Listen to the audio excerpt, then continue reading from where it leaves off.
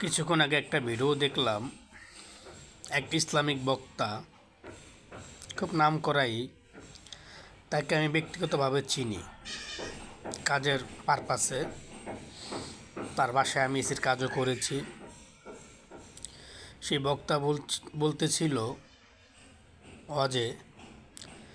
যে সর্বপ্রথম যারা একদম গরিব, নুন আনতে পান্তা ফুরায়, এমন টাইপের যারা, মানে একদম নিম্নবিত্ত, যাদের একবেলা খাবার জোটাইতে অনেক কষ্ট হয়ে যায়, এই ধরনের লোকজন সবার আগে জান্নাতে চলে যাবে এবং তাদের জন্য জান্নাত নির্ধারিত।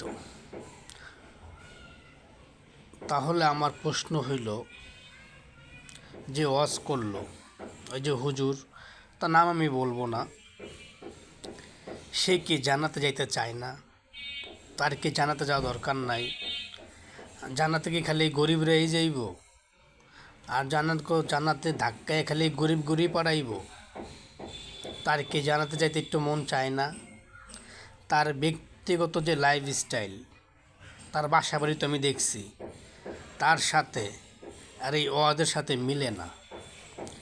ওইসব করতে ওইসব করলে দেখা যায় যে জান্নাতে শুধু এই গরিবরাই যাইব। তাহলে উনি জান্নাতে যাইব না, কারণ ওনার তো জান্নাত এইখানেই বানাই রাখছে। ওনার তো আর জান্নাত লাগে না, জান্নাত খালি গরিবদের জন্য। এই জান্নাতের লোভ দেখাইয়া এই মোল্লার গোষ্ঠীগুলা গরিবকে পকেট কাঁচায়। আর সবচাইতে দেখবেন ধর্মের প্রতি বেশি ঝুঁকি গরিব শ্রেণীর লোকেরা।